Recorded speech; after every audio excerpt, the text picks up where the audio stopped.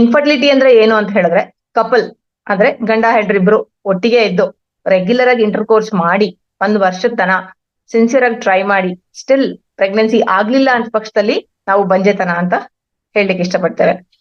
C age is also criteria.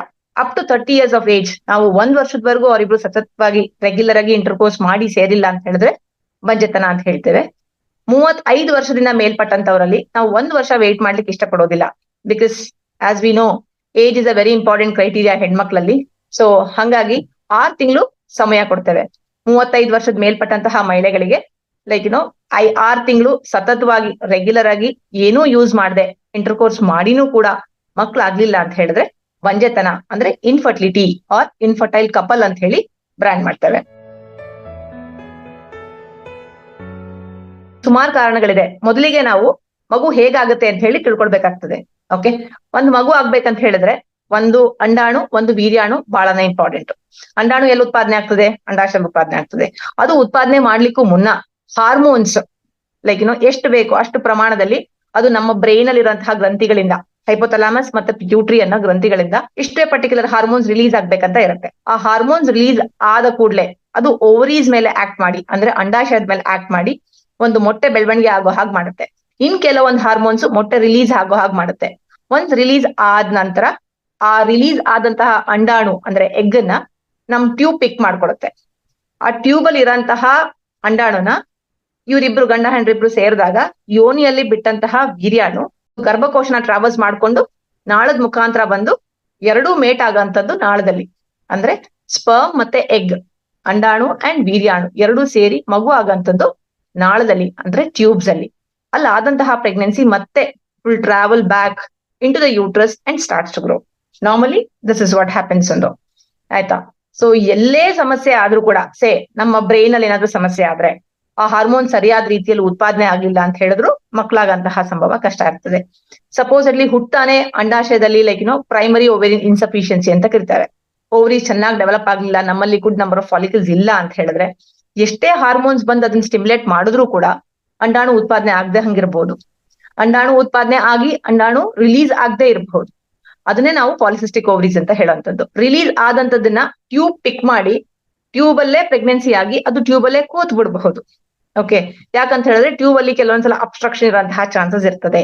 Suppose ಇಲ್ಲಿ tube ಅಲ್ಲಿ ಏನಾದ್ರು ಸಮಸ್ಯೆ ಇದ್ದು ಅಥವಾ ಕ್ರಾನಿಕ್ ಇನ್ಫೆಕ್ಷನ್ ಆಗಿ ಟ್ಯೂಬ್ಸ್ ಅಲ್ಲಿ ಏನಾದ್ರು ಇಫೆಕ್ಟ್ ಆಗಿ ಅಬ್ಸ್ಟ್ರಕ್ಷನ್ ಆಗಿದ್ರೆ ಅದು ಮಗು ಅಲ್ಲಿಂದ ಬಂದು ಗರ್ಭಕೋಶ ಒಳಗಡೆ ಕೂರ್ದಂಗಿರ್ಬಹುದು. ಅಕಸ್ಮಾತ್ ಗರ್ಭಕೋಶದಲ್ಲಿ ಬಂದು ಕೂತ್ ಬೆಳಿಲಿಕ್ಕೆ ಆ ಜಾಗಗಳಲ್ಲಿ ಅಂದ್ರೆ ಗರ್ಭಕೋಶದಲ್ಲಿ ಏನಾದ್ರು ಯೂಟ್ರೈನ್ ಪಾಲಿಪ್ ಆಗಿರ್ಬೋದು ಅಥವಾ ಯೂಟ್ರೈನ್ ಫೈಬ್ರಾಯ್ಡ್ಸ್ ಆಗಿರ್ಬೋದು, ಈ ತರ ಏನಾದ್ರು ಸಮಸ್ಯೆ ಇದ್ದು ಮಗು ಕಚ್ಕೊಂಡು ಬೆಳಿಲಿಕ್ಕೆ ಸಮಸ್ಯೆ ಆಗಂತಹ ಚಾನ್ಸಸ್ ಇದ್ರೂ ಇನ್ಫರ್ಟಿಲಿಟಿ ಆಗಂತಹ ಚಾನ್ಸಸ್ ಇರ್ತದೆ. ಎಷ್ಟೋ ಸಲ ನಾವೇನ್ ಅನ್ಕೊಳ್ತೀವಿ ಬಂಜೆತನ ಅಂದ್ರೆ ಬರೀ ಹೆಂಗಸರು ಹೆಂಗಸರು ಹೆಂಗಸರು ಅಂತ ಹೇಳಿ ಟಾರ್ಗೆಟ್ ಮಾಡ್ತಾರೆ. It is not like that. 30% causes is from female, 30% ಗಂಡಸರಲ್ಲಿ ಇರ್ತದೆ, 30% ಇಬ್ರಲ್ಲೂ ಇರ್ತದೆ. 30 ಹೆಂಗಸರದು, 30 ಗಂಡಸರದು, 30 ಇಬ್ರಲ್ಲೂ ಇರುವಂತಹ ಚಾನ್ಸಸ್ ಇರ್ತದೆ. Okay, so it is like all in one. ನಾವು ಯಾವುದೇ ಇನ್ಫರ್ಟಿಲಿಟಿ ಅಂತ ಬಂದ ತಕ್ಷಣ ಹೆಣ್ಮಕ್ಳನ್ನಷ್ಟೇ ಟಾರ್ಗೆಟ್ ಮಾಡದೆ ಗಂಡ್ಮಕ್ಳಲ್ಲೂ we have to be doing things. ಅಂದ್ರೆ we have to be working on them as well. Okay, so ಎಲ್ಲಾ ಹಂತಗಳಲ್ಲೂ ಗಂಡಸರಲ್ಲಿ ವೀರ್ಯಾಣುನೇ ಇರ್ಲಿಲ್ಲ ಅಂತ ಹೇಳಿದ್ರೆ ಮಗು ಹೇಗಾಗಂತ ಚಾನ್ಸಸ್ ಇರ್ತದೆ. ವೀರ್ಯಾಣು ಇದ್ದು ಕೂಡ ಕೆಲವೊಮ್ಮೆ ಅವರಿಗೆ ಸಮಸ್ಯೆ ಇರ್ತದೆ, ರಿಲೀಸ್ ಆಗಂತಹ ಸಮಸ್ಯೆ, ಅಬ್ಸ್ಟ್ರಕ್ಟಿವ್ ಏಜೋಸ್ಪರ್ಮಿಯಾ ಅಂತ ಕರಿತೇವೆ. ಅದಾಗ್ಲಿಲ್ಲ ಅಂತಂದ್ರೂ ಸಮಸ್ಯೆ ಆಗಂತಹ ಚಾನ್ಸಸ್ ಇರುತ್ತೆ. ಸ್ಪರ್ಮ್ಸ್ ಇದ್ರೆ ಆಗಲ್ಲ, ಅದು ಕ್ವಾಲಿಟಿ ಇರುವಂತಹ ಸ್ಪರ್ಮ್ಸ್ ಆಗ್ಬೇಕಾಗ್ತದೆ. ಸೊ ಕ್ವಾಲಿಟಿ ಕಾಂಪ್ರಮೈಸ್ ಆಗಂತಹ ಯಾವುದೇ ರೀತಿ ಸಮಸ್ಯೆ ಇದ್ರೂ ಕೂಡ ಮಕ್ಳಾಗ್ಲಿಕ್ಕೆ ಸಮಸ್ಯೆ ಆಗುತ್ತೆ. So at all levels ovulatory problems ಆಗಿರ್ಬೋದು, ಟ್ಯೂಬಲ್ ಪ್ರಾಬ್ಲಮ್ಸ್ ಆಗಿರ್ಬೋದು, ಯೂಟ್ರೈನ್ ಪ್ರಾಬ್ಲಮ್ಸ್ ಆಗಿರ್ಬೋದು, ಅಥವಾ ಮೇಲ್ ಕಾಸಸ್ ಆಗಿರ್ಬೋದು, ಅಥವಾ ಹೈಯರ್ ಲೆವೆಲ್ ಅಂದ್ರೆ ಬ್ರೈನ್ ಲೆವೆಲ್ ಅಲ್ಲಿ ಹೈಪೋಥಲಾಮೋ ಪಿಟ್ಯೂಟರಿ ಓವೇರಿಯನ್ ಆಕ್ಸಿಸ್ ಅಂತ ಹೇಳ್ತೀವಿ, ಅಲ್ಲೇನಾದ್ರೂ ಇದಾದ್ರೂ ಕೂಡ ಮಕ್ಕಳಾಗಂತಹ ಸಂಭವ ಕಮ್ಮಿ ಇರುತ್ತೆ. ಹುಡುಗರಲ್ಲಿ ನಾವು ಒಂದು ಸಿಂಪಲ್ ವೀರ್ಯ ಪರೀಕ್ಷೆ ಮಾಡಿ ಅವ್ರಿಗೆ ಏನಾದ್ರು ಸಮಸ್ಯೆ ಇದೆಯಾ ಇಲ್ವಾ ಅಂತ ಹೇಳಿ ಕಂಡಿಡ್ಕೊಂಡ್ಬಿಡ್ತೇವೆ. ಓಕೆ, ಹುಡುಗಿಯರಲ್ಲಿ ಗರ್ಭಕೋಶ ಆಗಿರ್ಬೋದು, ನಾಳ ಆಗಿರ್ಬೋದು, ಅಂಡಾಶಯ ಆಗಿರ್ಬೋದು, ವ್ಯಜಾನ ಆಗಿರ್ಬೋದು, and we have got too many different levels. ಎಲ್ಲಾ ಹಂತದಲ್ಲೂ ಚೆನ್ನಾಗಿದ್ರೆ ಮಾತ್ರ ಮಕ್ಳಾಗ್ಲಿಕ್ಕೆ ಸಾಧ್ಯ. ಎಲ್ಲ ಚೆನ್ನಾಗಿದ್ದು ಓವ್ಯುಲೇಷನ್ ಆಗ್ತಾ ಇಲ್ಲ ಅಂತಂದ್ರೂ ಕಷ್ಟ ಆಗ್ತದೆ. ಎಲ್ಲ ಚೆನ್ನಾಗಿದ್ದು ಟ್ಯೂಬ್ ಚೆನ್ನಾಗಿಲ್ಲ ಅಂದ್ರೂ ಕಷ್ಟ ಆಗ್ತದೆ. ಸೊ ಆಬ್ವಿಯಸ್ಲಿ ಹೆಣ್ಮಕ್ಳೇ ದೇ ಆರ್ ಅಟ್ ರಿಸ್ಕ್ ಅಂತ ಹೇಳ್ಬೋದು. Fertility will be at the peak at the age of 22 and will be a steep fall. ಅಂದ್ರೆ ಫಾಲ್ ಗ್ರಾಜುಯಲ್ ಆಗಿ ಡಿಕ್ಲೈನ್ ಆಗಲ್ಲ. ಫರ್ಟಿಲಿಟಿಯಲ್ಲಿ 25 ರಿಂದ 30 ವರ್ಷದಲ್ಲೇ we can see a steep fall in the this thing ಒಂದು fertility ಅಷ್ಟು ಹೀಗೆ it will drop. It is not a gradual decline is what we can say. And after the age of 35 ಏನಾಗುತ್ತೆ ಅಂತ ಹೇಳಿದ್ರೆ ವಯಸ್ಸು ಆಗ್ತಾ ಆಗ್ತಾ ಆಗ್ತಾ ನಮ್ಮಲ್ಲಿ ಇರುವಂತಹ ಫಾಲಿಕ್ಯುಲರ್ ಕೌಂಟ್ ಕೂಡ ಕಮ್ಮಿ ಆಗ್ತಾ ಹೋಗುತ್ತೆ. ಅಂದ್ರೆ ಮೊಟ್ಟೆ ಕೌಂಟ್ ಕೂಡ ಕಮ್ಮಿ ಆಗುತ್ತೆ ಒಂದು.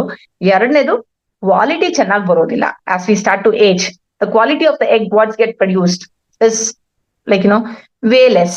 ಕ್ವಾಲಿಟಿ ಯಾವಾಗ ಚೆನ್ನಾಗಿಲ್ಲ, ಎಂಬ್ರಿಯೋ ಉತ್ಪಾದನೆ ಆಗೋದು ಕೂಡ like it is not that great. The quality of the embryo what comes up may not be that great. Successful pregnancy ಅಂದ್ರೆ 9 months ಕಂಪ್ಲೀಟ್ ಮಾಡುವಂತಹ ಪ್ರೆಗ್ನೆನ್ಸಿ ಆಲ್ಸೋ ಕಡಿಮೆ ಆಗುತ್ತೆ. So it is all like ಒಂದಕ್ಕೊಂದು link ಅಂತಾನೆ ಹೇಳ್ಬೋದು.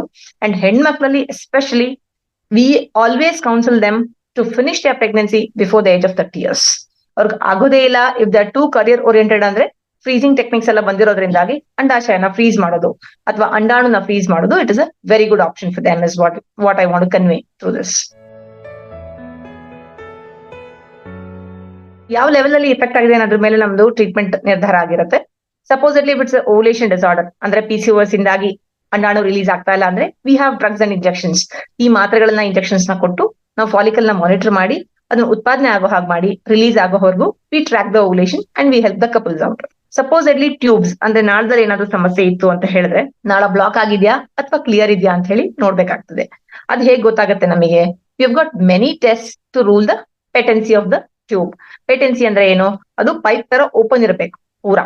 ಅದು open ಇದೆಯಾ ಇಲ್ವಾ ಅಂತ ಚೆಕ್ ಮಾಡ್ಕೊಳ್ಳಿಕ್ಕೆ ಒಂದು ಎಕ್ಸ್ರೇ ಅಂದ್ರೆ ಹಿಸ್ಟ್ರೋಸಾಲ್ಪಿಂಗೋಗ್ರಾಮ್ ಅಂತ ಹೇಳಿ HSG ಅಂತ ಹೇಳಿ ಮಾಡ್ತೇವೆ. ಅದು OPD ಪ್ರೊಸೀಜರ್ ಏನೆ. ಲೈಕ್ ನಾವು walk in walkout procedure. Periods ಮುಗಿಸಿದ ತಕ್ಷಣ ನಾವು ಅದನ್ನ ಟೆಸ್ಟ್ ಮಾಡ್ಕೊಳ್ಬಹುದು. ಸಪೋಸ್ ಇಲ್ಲಿ ಟ್ಯೂಬ್ ಅಲ್ಲಿ HSG ಅಲ್ಲಿ ನಮಗೆ ಪೆಟೆನ್ಸಿ ಕಾಣಿಸ್ತಾ ಇಲ್ಲ ಅಂತ ಪಕ್ಷದಲ್ಲಿ ಅದು ಟ್ಯೂಬ್ ಬ್ಲಾಕ್ ಆಗಿದೆ ಅಂತ ಅರ್ಥ ಅಲ್ಲ. ಯಾಕಂತ ಹೇಳಿದ್ರೆ ಕೆಲವೊಮ್ಮೆ ತುಂಬಾ ಪೇನ್ ಇಂದಾಗಿ the tubes will go in for spasm. ಅಂದ್ರೆ ಸ್ಟಾರ್ಟಿಂಗ್ ಪಾಯಿಂಟ್ ಅಲ್ಲೇ ಅದು ಬಹಳ ಬಿಗಿ ಹಿಡಿಯಂತಹ ಚಾನ್ಸಸ್ ಇರುತ್ತೆ. ನಮಗೆ ಗೊತ್ತಿಲ್ಲರ ಹಾಗೆ ನಾವು ನಾಳದನ್ನ ಕಾಂಟ್ರಾಕ್ಟ್ ಮಾಡ್ತೇವೆ.